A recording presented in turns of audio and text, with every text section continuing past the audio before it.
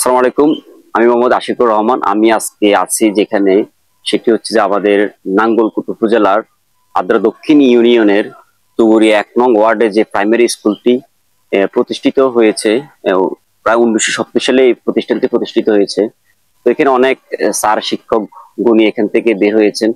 তো আসলে আমি এখানে কালকে আমাদের যে স্কুলে যে একটা পরীক্ষা হবে, ছাত্রছাত্রীদের প্রাথমিক যে দ্বিতীয় সাময়িক একটা পরীক্ষা বলা হয়।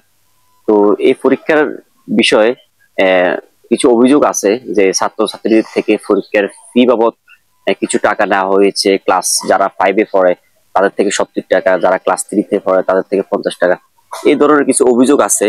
তো আমি আমাদের নাঙ্গলকোট উপজেলার শিক্ষা অফিসার মহোদয়কে এই বিষয়টি বলছি যে আপনাদের কি এরকম কোনো নির্দেশনা আছে কিনা যে ছাত্রদের থেকে 30 টাকা 50 টাকা পরীক্ষার ফি বাবদ নেওয়া বা কেন নেওয়া হচ্ছে।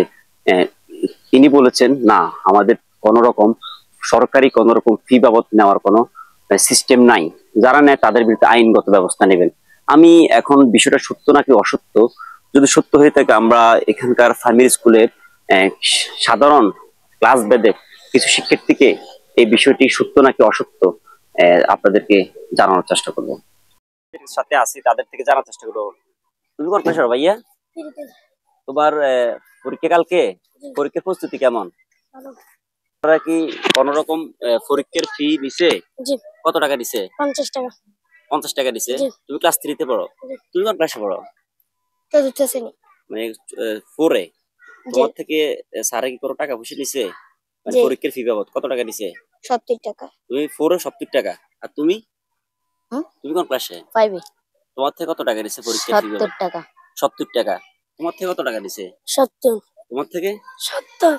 দেখে আসলে এখানে যে আমরা অভিযোগটা পেলাম যে সাধারণ শিক্ষার্থী থেকে স্যাররা আসলে টাকা নিয়েছে। তো আসলে এই যদি আমাদের নাঙ্গলকোটের প্রত্যেকটা বিদ্যালয়ে যদি এই অবস্থা হয়, তাহলে আপনারা বলেন দেশটা কোন পর্যায়ে গিয়েছে। আমরা উপজেলা শিক্ষা অফিসের সাথে কথা বলেছি, তিনি বলেছেন কোন রকম টাকা নেওয়ার কোনো অপশনই নাই প্রতিষ্ঠান থেকে। তো এই ছিল নাঙ্গলকোট উপজেলার তুগুরি 1 নং সরকারি প্রাথমিক বিদ্যালয়ের অবস্থা।